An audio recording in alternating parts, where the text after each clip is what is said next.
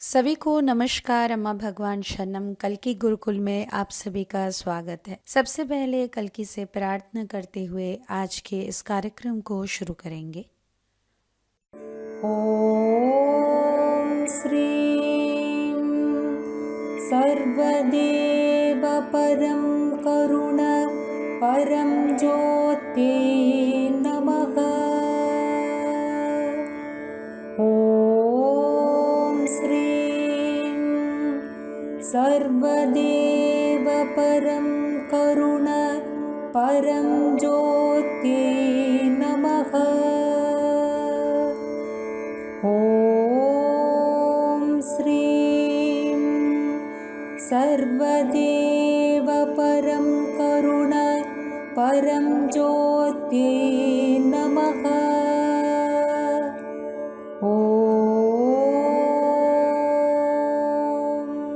धीरे से आंखें खोलिए। आज हम हमारे जीवन में इहम के लिए, परम के लिए जो भी मार्गदर्शन खोज रहे हैं, आखिर हर परिस्थिति को कैसे डील करना चाहिए, और ये ज्ञान कई सालों से श्री अम्मा भगवान ने कई सारे टीचिंग्स के माध्यम से प्रदान किया है। उनमें से कुछ टीचिंग्स को धर्मा वीडियोस के नाम पर यूट्यूब में पेश किया गया है। तो चलिए आज हम देखेंगे धर्मा 93 इस वीडियो में श्री अम्मा भगवान के टीचिंग्स क्या है और इसको गहराई से सीखेंगे। हर दिन पूरे विश्व में श्री कल्कि के द्वारा कई सारे चमत्कार घट रहे हैं। चमत्कार प्राकृतिक सिद्धांत का विरुद्धाचरण नहीं करते, वो उच्च सिद्धांतों के अनुयायी होते हैं। चमत्कार के उद्देश्य है हमारे मन के चंगुल से हमें मुक्त करना। यहाँ श्री अम्मा भगवान के श्रीमूर्ति से हल्दी कैसे प्रत्यक्ष हुआ, देखिए इस चमत्कार में।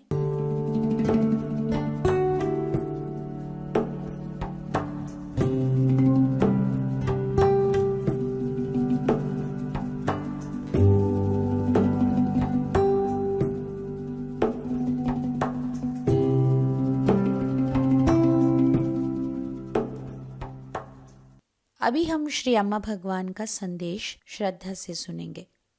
Bhagavan, how do you envision youth in future?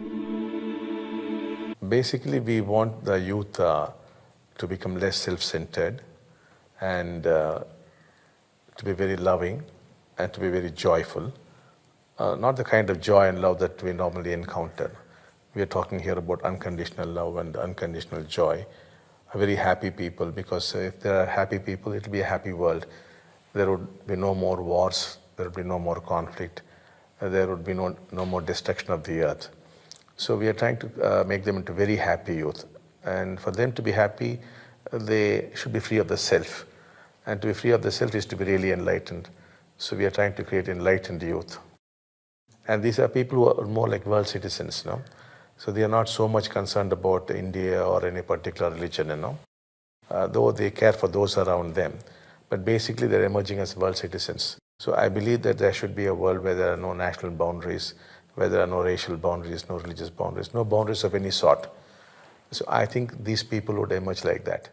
Shri भगवान जी के दिव्य ज्ञान का अनुवाद सुनेंगे। प्रश्न: युवाओं के भविष्य की परिकल्पना आप कैसे करते हैं? श्री भगवान जी ने कहा, मूलतः हम चाहेंगे कि युवाएं अपने आत्म केंद्रित जीवन से बाहर आए, वो और भी प्यार आनंद के साथ जीवन को जिए। जिस प्रकार का प्यार और आनंद आप सभी जानते हैं, उसके बारे में हम नहीं बात कर रहे हैं। हम यहाँ पर कारण रहित प्रेम और आनंद के बारे में बात कर रहे हैं। युवाओं को सबसे अधिक खुश रहना है, ताकि इस दुनिया को हम खुशी की दुनिया बनाएं, जहाँ पर कोई युद्ध नहीं होंगे, कोई संघर्ष नहीं होगा, किसी भी प्रकार के विनाश इस धरती में हम नहीं देखेंगे। इसीलिए हम कोशिश कर रहे हैं युवाओं को और खुश कैसे बनाएं। और खुशी तभी संभव होगा जब उनके भीतर की मैं की भाव से वो मुक्त होंगे। मैं की भाव से मुक्त होना ही जीवन मुक्ति प्राप्त करना। तो हम ऐसे मुक्ति पाए हुए युवाओं को बनाना चाहते हैं जो इस दुनिया के नागरिक बनेंगे, जो केवल भारत के लिए या किसी भी एक धर्म के लिए मात्र चिंतित नहीं, बल्कि वो पूरे दुनिया में सभी के लिए चिंतित होने वाले दुनिया के नागरिक बनेंगे। और हमें लगता है कि एक ऐसा दुनिया उनके लिए होना चाहिए जहाँ पर किसी भी प्रकार के जातीय प्रजातीय सीमाएं नहीं रहेंगे। और हमें लगता है कि बहुत जल्दी ऐसे एक युवाओं के दुनिया उभर के आने वाला है। मुक्ति पाए हुए व्यक्ति अपने जीवन को कैसे जीते हैं, इस टीचिंग में देखेंगे। The awakened one makes use of knowledge. The unawakened one is made use of by knowledge.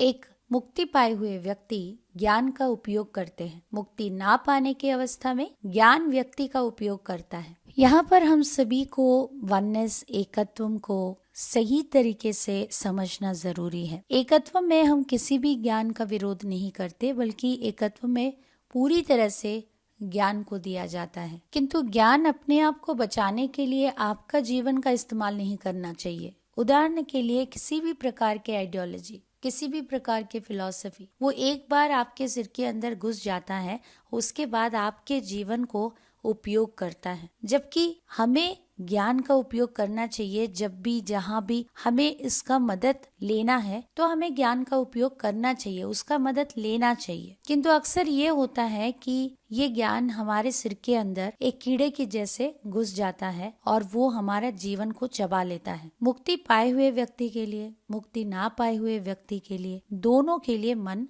होता है। मुक्ति पाए हुए व्यक्ति जैसे कि एक इंजीनियर है, तो उनके पढ़ाई के हिसाब से उनके पास उनके इंजीनियरिंग रिलेटेड जो भी ज्ञान है, वो ज्ञान को वो उस कार्य को करने के लिए मात्र उपयोग करते हैं। जबकि मुक्ति ना पाने के अवस्था में हमेशा उनके भीतर जो ज्ञान है वो उनको यूज करता है, जिसके वजह से आप देख सकते हैं लोग थोड़ा भी ज्ञान अर्जन करते हैं तो वो निरंतर बात करते रहते हैं और दिखाते रहते हैं कि उनको सब कुछ पता है। वो कभी चुप बैठ ही नहीं सकते, क्योंकि वो जो ज्ञान उनके पास है वो उनको यूज कर रहा है अपने सर्वाइवल के लिए।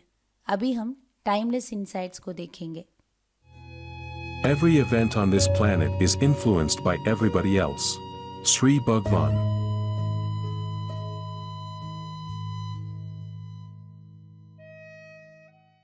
इस धरती पर घटित सभी घटना अन्य सभी से प्रभावित होती है। हम सभी एक मिथ्या, एक भ्रम में जी रहे हैं कि हम सभी एक दूसरे से परस्पर भिन्न हैं, अलग हैं। हम किसी से प्रभावित नहीं है। सब कुछ स्वतंत्र रूप से हो रहा है। किंतु सच्चाई तो ये है कि इस धरती पर सब कुछ एक दूसरे से प्रभावित होता है, प्रभावित करता है। जैसे कि यूक्रेन में हो रहा युद्ध, क्या ये युद्ध स्वतंत्र रूप से घटने वाली एक घटना है? नहीं। पूरे मानव जाति के अंदर जो भी हिंसा है, जो भी हमारे आंतरिक दुनिया में हिंसा छुपा हुआ है, हम सभी ने हमारे अंदर जो भी वायलेंस को सप्रेस करके रखा है, शायद वही एक युद्ध बनकर अभी रशिया और यूक्रेन के बीच में चल रहा है। जो कोई भी घटना होने दीजिए, अच्छा हो या बुरा, सब कुछ हम सभी के द्वारा प्रभावित हो रहा है। हम भी उससे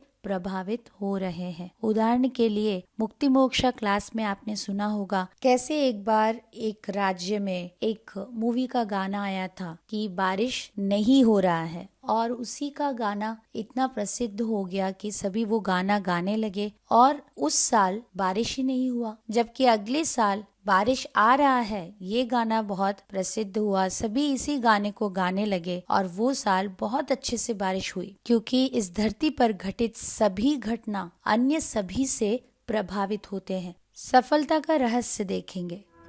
More than the experience of what you went through in life, the meanings you attach to, those experiences are important. अपने जीवन में जो अनुभव किया है उसके अनुभव से अधिक उन अनुभवों से आप जो अर्थ जोड़ते हैं वो महत्वपूर्ण है। अभी आप सभी को बहुत दिनों के पहले एक क्विज कंपटीशन कुछ यूथ्स को लेके जो भी ज्ञान, जो भी टीचिंग्स हमा भगवान के उन्होंने प्राप्त किया, उसी को लेकर उनको चर्चा करना था। तो टीम ए, टीम बी सही आंसर देते हैं तो उनको पॉइंट्स मिलते हैं, और उन्होंने कुछ भी आंसर दिया और उससे बेहतर आंसर अगर दूसरा ग्रुप ने दिया तो उनको बोनस पॉइंट्स मिलते हैं। तो ऐसे ही टीम ए और टीम बी दोनों का चर्चा चल रहा था और कंडीशन ये था कि दोनों को जीवन के वास्तविकताओं के ऊपर बात करना है। 11 साल की लड़की को टीम ए में पूछा गया कि लोग क्यों सफर करते हैं, लोगों को दुख क्यों होता है। तो टीम बी ने कहा कि जब कोई आपको आके ऐसे ऑर्डर करते हैं, डिमांड करते हैं, डोमिनेट करते हैं या आपको प्यार नहीं देते, तब आपको अच्छा नहीं लगता है। फिर से टीम ए को पूछा गया तो आपको कुछ कहना है क्या? तो वहां से उस छोटी सी बच्ची ने कहा नहीं, मुझे कुछ कहना है। तो वो कहना शुरू की, मुझे लगता है कि हम क्यों दुख पाते हैं, क्योंकि अम्मा भगवान की टीचिंग्स को लेकर मैंने जो भी कॉन्टेम्पलेट किया। पिछली बार दासा जी ने मुझे यहाँ पर कुछ सेवा दिया था और सेवा में दासा जी मुझे थोड़ा जोर से बोलने लगे, तुम्हें कल एग्जाम है, तुमको अच्छे से पढ़ाई करना है, तो तुम जाके पढ़ाई क्यों नहीं करते। तो उसके बाद फिर से और एक सप्ताह के बाद जब मैं आई, तो उसके बाद जब दासा जी ने मुझे डाइनिंग हॉल में जाके सेवा करने के लिए कहा, तो मुझे लगा कि शायद वो मुझे पसंद नहीं करते, इसीलिए मुझे भेज दे रहे। किंतु वो मेरे अच्छे के लिए बोल रहे थे। मेरे मन में जो भी घटना हुआ था, उस घटना को जिस प्रकार के मीनिंग मैंने जोड़ के रखा, उसके वजह से मुझे यही लग रहा था कि मुझे इग्नोर किया जा रहा है, जबकि वो सच नहीं था। जब मैंने टीचिंग को सोचते हुए वहां पर जाके सेवा करने लगी, तो तब मुझे फील हुआ कि मैं इस घटना को क्या मीनिंग दे रही हूँ, कौन सा अर्थ दे रही हूँ, उसके ऊपर मुझे दुख लग रहा है। तो ये लड़की जो भी सीखती है उसमें क्या रियलाइज करना है, क्या इंसाइट है, उसको अच्छे से वो फॉलो करती है। तो उन्होंने देखा कि कैसे उस अनुभव में कोई दुख नहीं था, उनको एक अनुभव हुआ, किंतु वो एक्सपीरियंस को उनके माइंड ने जिस प्रकार से इंटरप्रेट किया, जिस प्रकार से उसके व्याख्या उन्होंने किया, उनको वो व्याख्या, वो अर्थ, वो मीनिंग उनको दुख दिया। तो उन्होंने अपना ये रियलाइजेशन शेयर किया था। सही में हमारे जीवन में जो भी घटनाएं घट रहे हैं, जिसके वजह से हम बहुत सारे मनोभावनाओं को अनुभव करते हैं, बहुत कुछ हम झेलते हैं, गुजरते हैं, किंतु अंत में आप उस घटना को लेकर क्या अर्थ देते हैं, उसके ऊपर निर्भर करता है कि आप कितना दुख पाएंगे। प्रश्न पूछा गया श्री भगवान जी से, भगवान क्या मैं का भाव एक रोग है? श्री भगवान जी ने कहा, मुक्ति की तुलना नहीं की जा सकती है। दो व्यक्तियों के बीच में ये बहुत अलग होगा। एक दंपति आते हैं और पति को एक तरह से मुक्ता हो जाते हैं और पत्नी दूसरी तरह से। आप तुलना नहीं कर सकते। फिर भी वे सबसे अच्छे दोस्त होंगे। उनके जीवन में सच्ची मित्रता का पता चलेगा। ये बहुत ही वास्तविक रूप में अनुभव किया जा सकता है। इसका एक कनेक्शन है। मैं का भाव होना एक रोग है और मानव जाति अभी इस रोग से ग्रस्त है। जो कुछ भी मैं का भाव से पैदा हुआ है, जैसे कि अर्थशास्त्र हो या राजनीति हो या आपकी दवा, सब कुछ मृत हो चुका है। ये एक चमत्कार है कि हम इतने लंबे समय तक जीवित हैं। अभी हम चमत्कार को देखेंगे। कोयम्बतूर, तमिलनाडु से मैं संध्या कुमरेशन हूँ। हमारा परिवार पिछले 13 साल से सत्यलोक के सारे हवनों में निरंतर भाग ले रहा है। श्री कल्की ने हमें असीम अनुग्रह और चमत्कारों का आशीर्वाद दिया है। अभी हाल ही में 13 जनवरी 2022 को मेरी सास को सांस में तकलीफ की वजह से अस्पताल में भर्ती किया।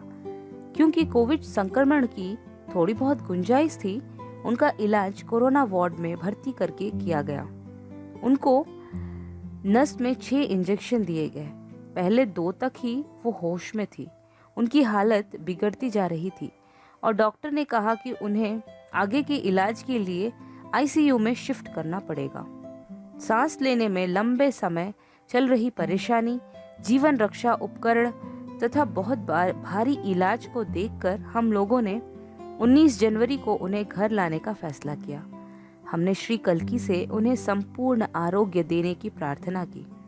विद्या हवन में भाग लेने पर जो सत्यलोक हवन से कलश हमें मिला था, हम उससे दीक्षा लेते थे। साथ ही हमने 2022 के लिए स्थायी सदस्य के रूप पंजीकरण करवाने का संकल्प भी लिया। संकल्प प्रार्थना और दीक्षाओं के दौरान मिले शक्तिशाली अनुग्रह और रक्षा से घर पहुंचने के 2 दिन में मेरी सास बिल्कुल ठीक हो गई। श्री कल्की के प्यार भरे अनुग्रह से अब वो पूर्ण रूप से स्वस्थ है। इस महान चमत्कार के लिए हम श्री कल्की के प्रति अपना प्रेम और आभार व्यक्त करते हैं। धन्यवाद। हमारे जीवन में दैविक कृपा को जितना हम पहचानते जाएंगे, हमारे जीवन में चमत्कार उतने बढ़ते जाएंगे और चमत्कारों को दूसरों के साथ बांटते हुए ईश्वर को धन्यवाद देते रहना हमारे जीवन में चमत्कारों की संख्या को और बढ़ाएगा। अभी हम आगे बढ़ते हैं। सभी आंखें बंद रखते हुए श्री कल्की से प्रार्थना कीजिए। आज आपने जो भी टीचिंग सुना है ये आपके लिए व्यक्तिगत उपलब्धि होना है करके प्रार्थना कीजिए।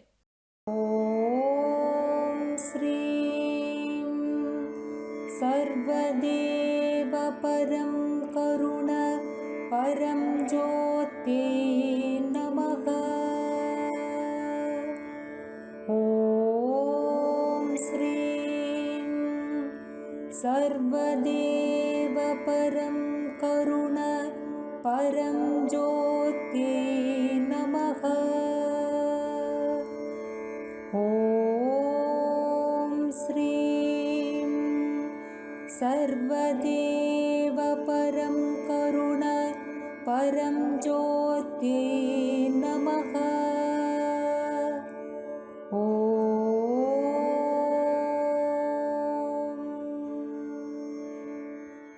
अभी हम भजन कीर्तन में भाग लेंगे और श्री कल्की से निवेदन करेंगे कि हमारे जीवन में चमत्कारों की प्राप्ति में हमें मदद करें। उनके आशीर्वाद से उनके दिव्य चैतन्य को अनुभव करने के लिए प्रार्थना करेंगे।